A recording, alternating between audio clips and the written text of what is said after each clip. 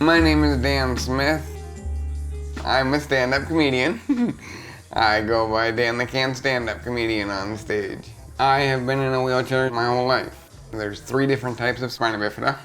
Myelomeningocele is what I have, and it's the most severe. And it's where the spinal column doesn't develop all the way in utero, and when you're born, there's actually an opening in your back. So at 8 days old, I had to have surgery to close my back. My favorite thing about spina bifida is actually the words meningocele, because if you say it slowly, it sounds like my ninja seal. You know, and so that's my favorite word, and that's my second favorite word. But my first favorite word is myelomeningocele, because it sounds like my ninja seal is named Milo. So I have Milo. You darn right if I ever get a seal, I'm naming him Milo. How we doing? Yeah. Hey, thanks for coming out to the stand-up comedy show tonight. I'll be your can't stand-up comedian for the night. I've always loved making people laugh, you know, and the times when I could do it, when I did do it, you know, and I tried to be funny. And I remember people telling me when I was younger, like, you know, adults telling me, you know, oh, you're gonna be a sit-down comedian someday, you know, and just kind of laughing it off. But so, you know, even though I was shy and quiet, I've always loved to make people laugh, and I love to laugh myself. I couldn't have done comedy at a younger age because I wasn't ready to put myself out there like that. Getting up on stage in a room full of people and being the center of attention in the room, no, absolutely not. I wasn't comfortable enough with myself. Wheelchair hurdles. And I fucking hurt myself there. I didn't start then until 2017. At that time, there was also another comedian in a wheelchair here in the Sacramento scene. But the answer we were actually looking for is drowning. Even though we didn't have the same disability, I saw somebody with a disability making people laugh, you know, and that was a big influence on me. I thought, you know, hey, if he can do it, you know, I would like to try it sometime too. And now I love being on stage. It's my favorite thing to do. Wait, yeah, okay, cool. Here we go. So Dan, I'm passing it over to you, my friend. All right, hey everybody, welcome to the first ever Body Posy show. Woo! Yeah.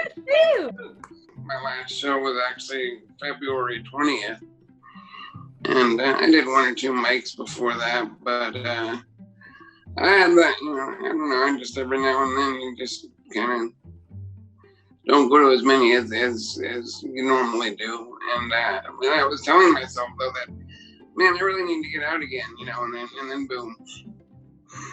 And then nope, can't go out. Let me introduce myself. I'm Dan the Can't Stand-Up Comedian. I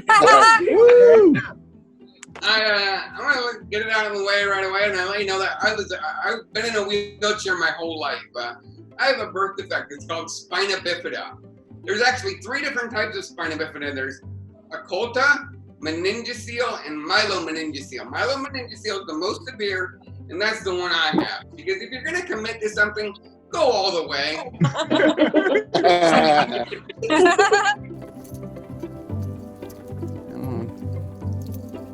Yes, all my jokes are wheelchair jokes. I try not to make them alienating. I'm gonna leave that sock in there because that's too far to reach. And I don't feel like it. But I also want to express what it's like to have a disability. People with disabilities, we do get made fun of. Sometimes they call some pretty mean names. One of the names that really bothers me the most, it's a word that's used to talk about a certain type of disability. It starts with an R. You probably already know what word I'm talking about, but I'm gonna say it anyway.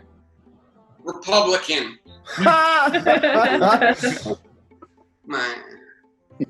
wife and I, we're coming up on our 14th wedding anniversary next week. Woo! Thank you. Yeah. People ask me sometimes, hey, is your wife also in a wheelchair? It's like me asking him, hey, so does your spouse also ask really fucking stupid questions? Here's a picture of the first kiss, too. I like that picture. I like the expression on Anna's face. There's our first kiss as husband and wife.